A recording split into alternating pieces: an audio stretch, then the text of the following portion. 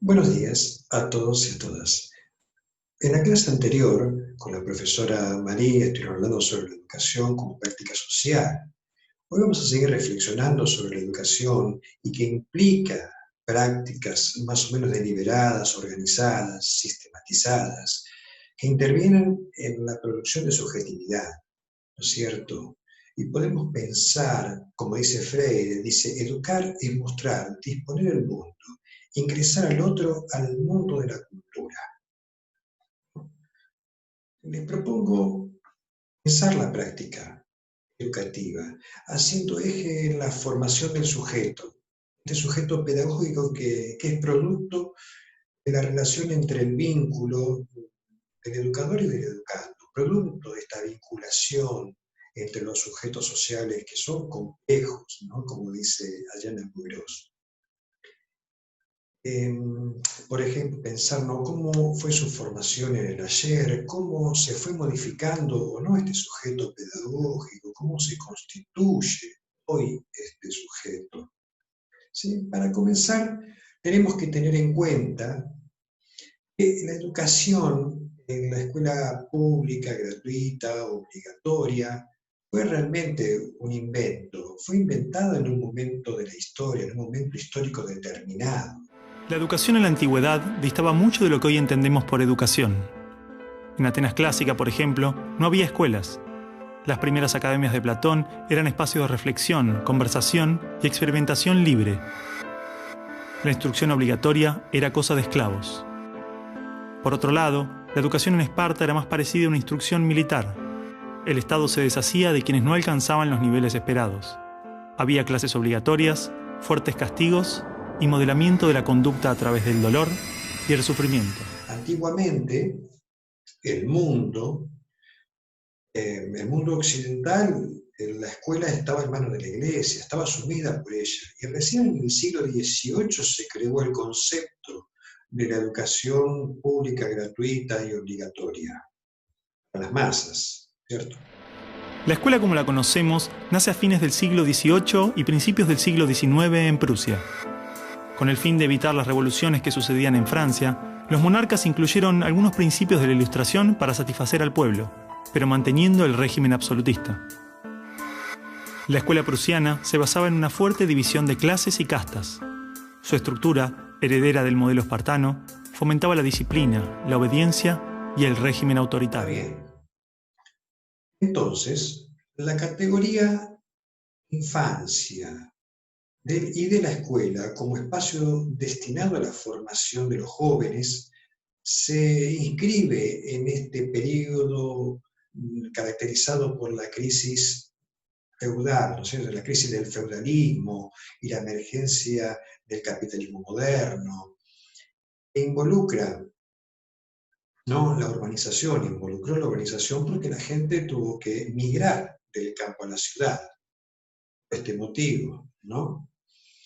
Y también involucra la industrialización, ya que cambia los modos de producción, como por ejemplo el Fordismo, de la revolución industrial estoy hablando, ¿no es cierto? La racionalización también involucra desde el iluminismo, donde la razón es el centro del saber y cambia la concepción del conocimiento. Para poner un ejemplo, ¿qué lo produce? ¿Qué es? ¿Qué no es? Hace que el conocimiento sea autorizado. En la secularización de la vida social, por ejemplo, que la iglesia queda fuera. Piensen que antes el saber venía de las revelaciones divinas y unos pocos, y solo la iglesia tenía acceso a esos libros, no los feligreses, no los laicos, todo está en esta íntima relación hacia la constitución del Estado.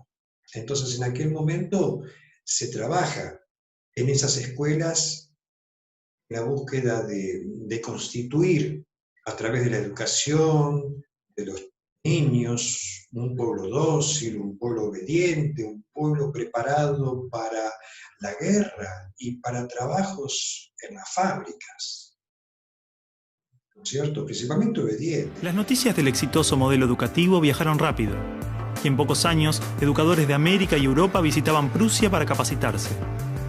Con el paso del tiempo, el modelo se expandió a nivel internacional.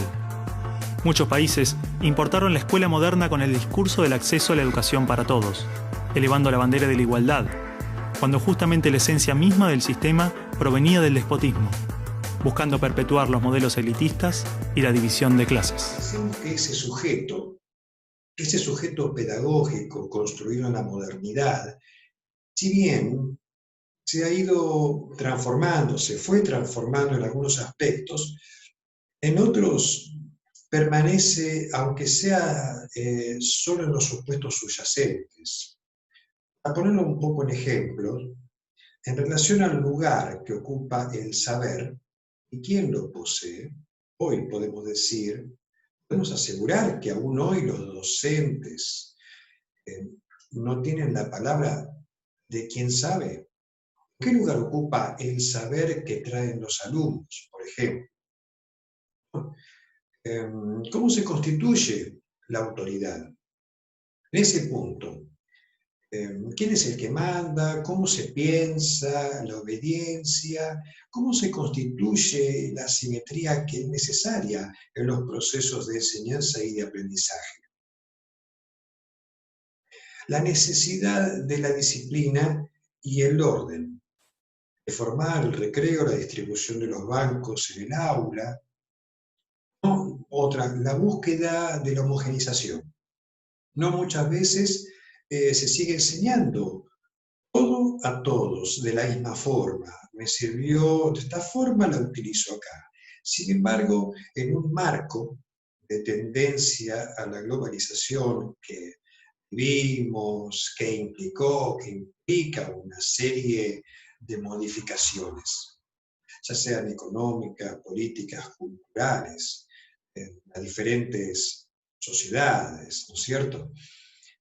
Nos lleva a replantear, nos lleva a pensar el papel de lo instituido, cómo son las estructuras organizativas, las interacciones sociales, los procesos de producción, ¿cierto? Y por supuesto la educación, ¿no? No queda exento en esto. En este marco hay modificaciones también en el interior de la institución escuela.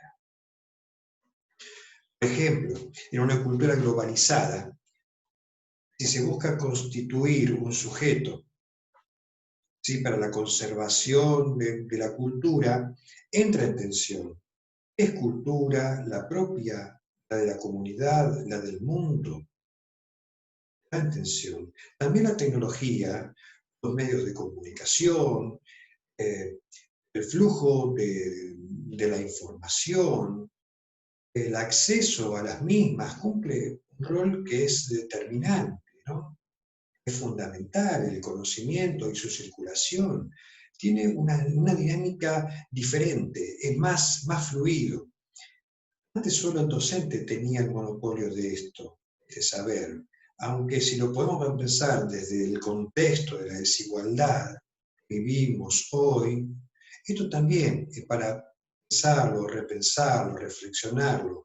Bueno, hay más ejemplos de estos. Ustedes lo van a ver, lo van a encontrar en sus textos. Traten de identificar con ejemplos de la vida, con ejemplos de lo cotidiano.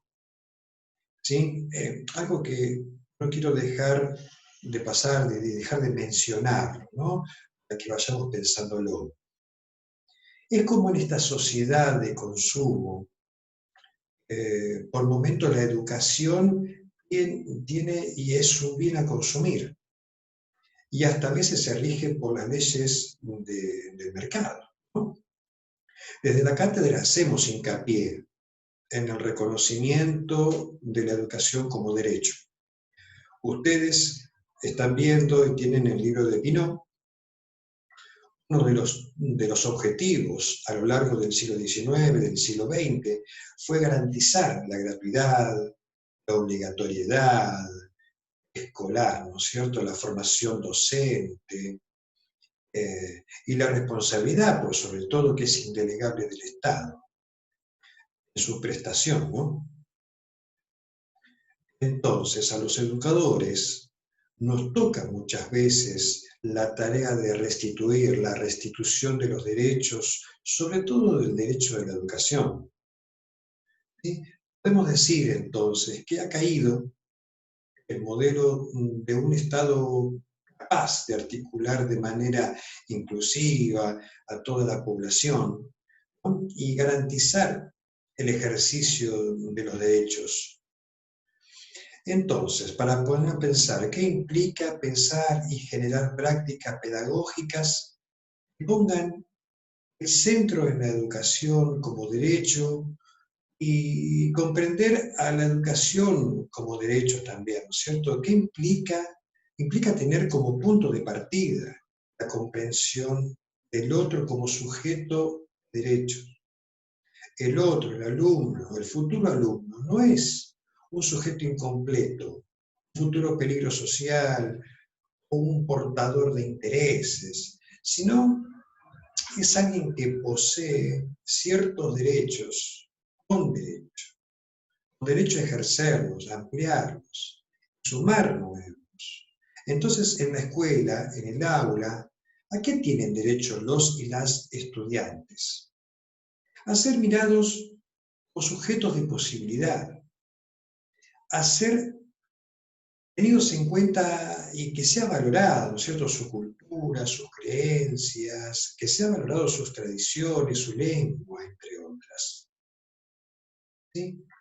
Hannah Arendt dice, las sociedades democráticas son aquellas que garantizan a sus miembros el derecho a tener derecho. La educación debe ser por entonces entendida como un derecho que da derechos. En todo el recorrido histórico que hicimos para ir cerrando, que fuimos haciendo, se trabajó mucho para instalar la igualdad en las prácticas educativas, pensando que podía ser una respuesta para superar las desigualdades sociales, las desigualdades culturales, etcétera, ¿no es cierto? Sin embargo, hoy sabemos que no todos parten del mismo lugar ni en las mismas condiciones, ¿no?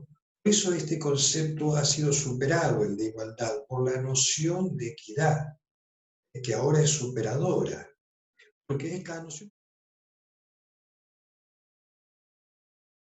apunta a dar a cada uno, a cada una lo que necesita. La equidad busca establecer, instituir una sociedad justa.